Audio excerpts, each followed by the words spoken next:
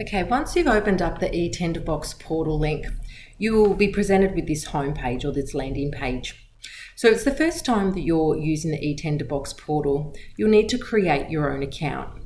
And to do that, you just need to click on Create Account under the My Account area on the left-hand side here. So this will take you to this page where you can create a respondent account. So you're considered the respondent.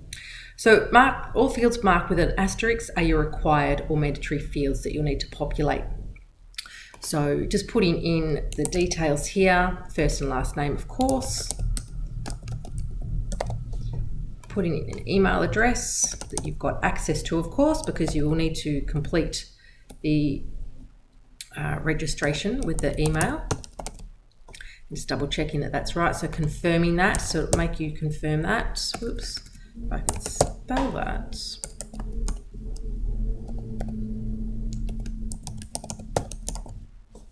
A phone number is required. Mobile or fax if you want. Address is mandatory.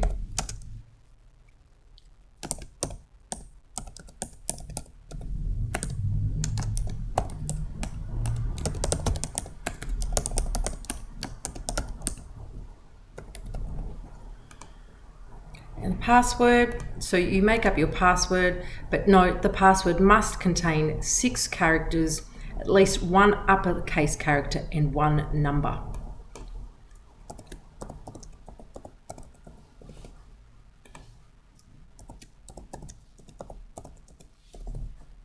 And you need to put in your organisation, where you're from.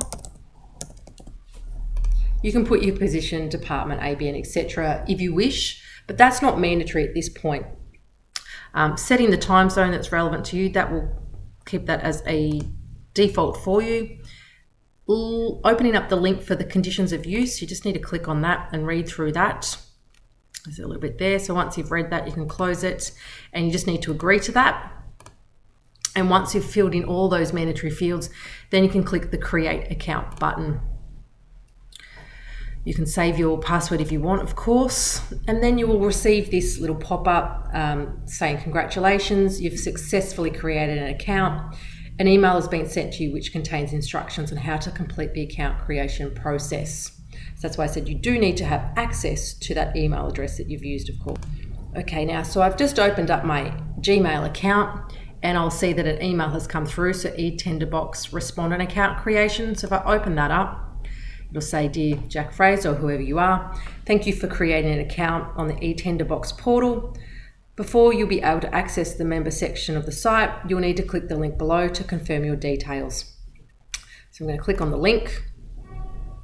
It takes me straight into this first time login page. It'll have a default for my email because that's the one that I was using. I just need to put in the password that I literally just created before. So remembering that, of course. And then clicking the login button. And again, I can save that again. And now that takes me straight into the eTenderbox portal. This is my account, so then I can have a look at any tenders and respond to them accordingly.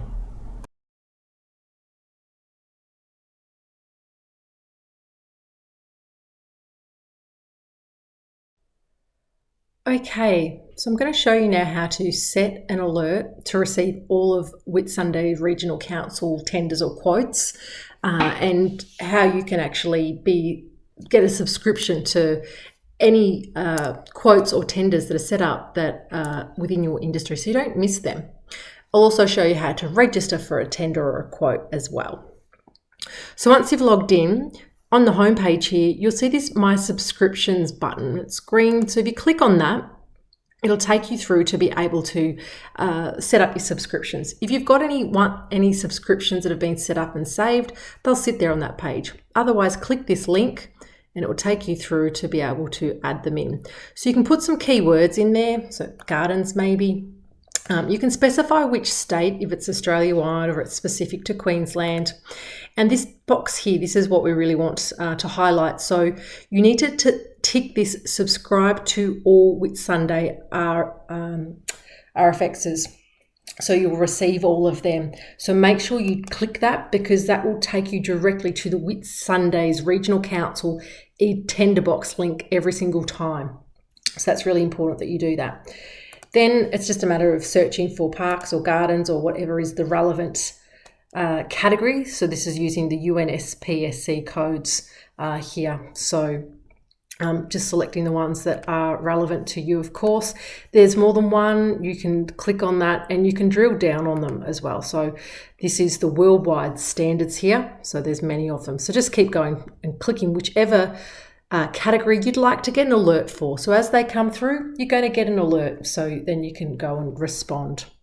You can set an expiry date if you want as well, or just as they're added, that can be ongoing indefinitely. You can get them daily or weekly, and I do need to put an expiry date there. Forgot to put that.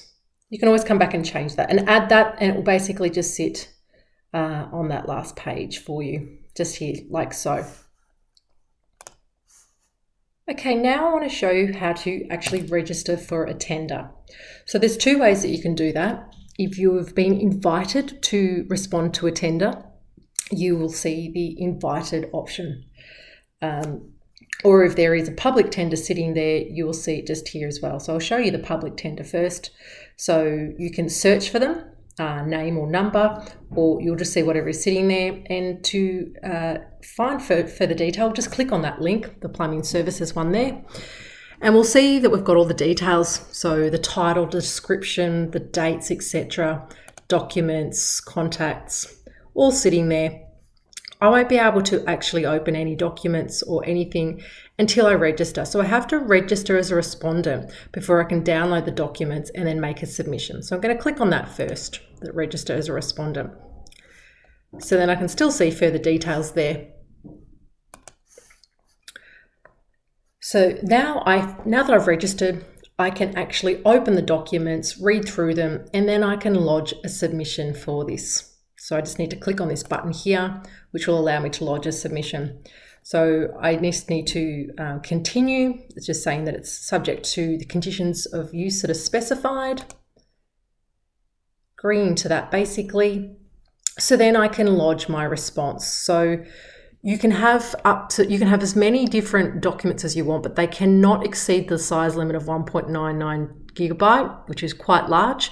So if you do have a very large response document, you can break that up or choose to submit as many as you need. So once you've got your response document, it's just a matter of attaching it. You can go add more and they'll just appear there as options. Then you can go upload or lodge a new submission, which is what will actually finally submit that. And you'll receive this submission receipt. You'll also get a confirmation via email to say that you have actually responded to that.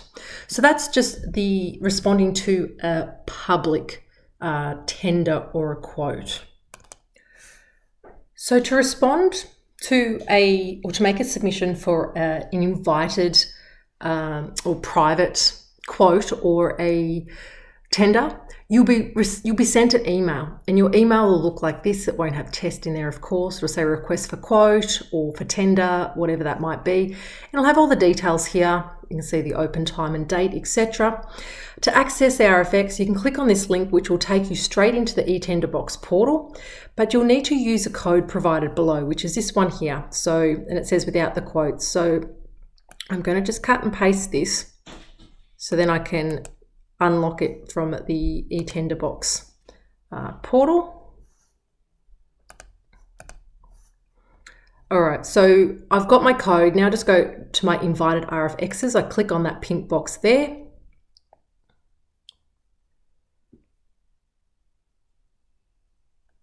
And I cut and paste the code there. And then I just click on the get RFX. So I go all customers, or just, it'll bring up the one that's relevant because I'm in the Whitsunday's regional. That page is just loading.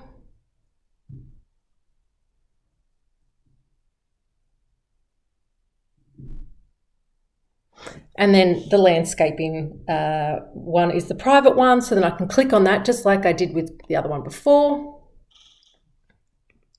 And I'll see any details that come up for this one. So documents, etc. I can't see any of that until I register as a respondent first, just like before. So they won't be able to access a private one unless they've actually been emailed with that access code. And then I can update or lodge a new submission. It takes me back to the same page as what I saw before. And then that will allow me, I've just got to continue to agree to the conditions of use. And again, same size file limit. I can put in my, my file and I can submit it just like before. So just quickly put a response document in again. And again, you'll notice on this one that if your submission doesn't include a lump sum price, that you can enter in money value there. You can put in some comments as well. And we can just lodge a new submission, just like what we did before, and you'll get your receipt confirmation of that. You'll also get your email confirmation sent through.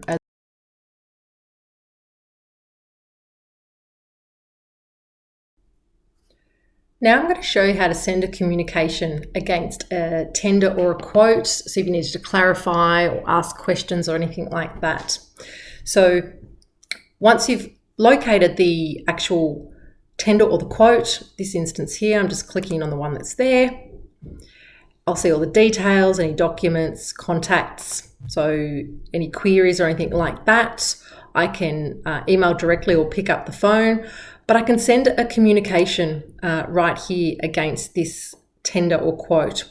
To click to add a new RFX communication, I just click on that link there. And the subject, so maybe it's a clarification.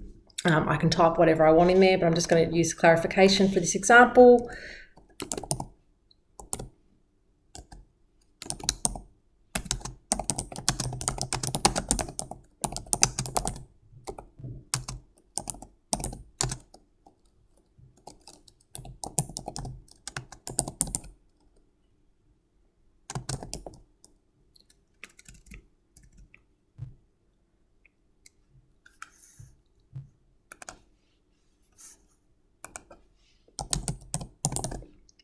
So once you put your message in, of course, you can just select the send option down there, and that will sit there against your profile. States from you what the message is, and it's not public. It'll be just for you and whoever the contact person is, and they'll respond to you. You'll get an alert to say that they've responded, and you'll come back into the actual quote or the tender under the communications page, and you'll just see it here. There'll be a stream of messages. It'll say 1, 2, etc. So that's how you would respond, or how you would actually create a communication if you wanted to clarify or ask questions against a tender or a quote.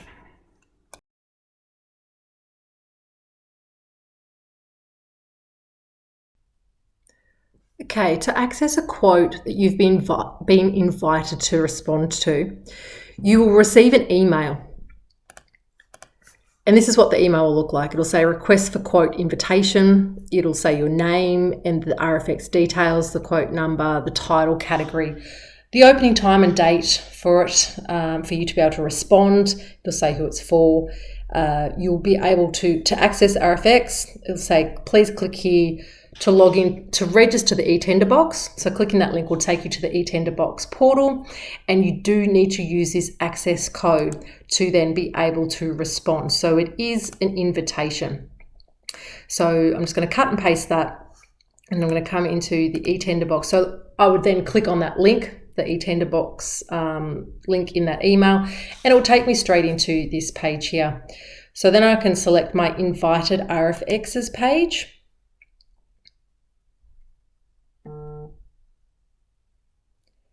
And once that page comes up, then it will allow me to cut and paste my RFX, my invited code. And then I can click get RFX. And that's sitting there. It's already in the list below because I did use that one before. So then it unlocks it, and I can click on it. I can access the details, and then I can make a submission against that.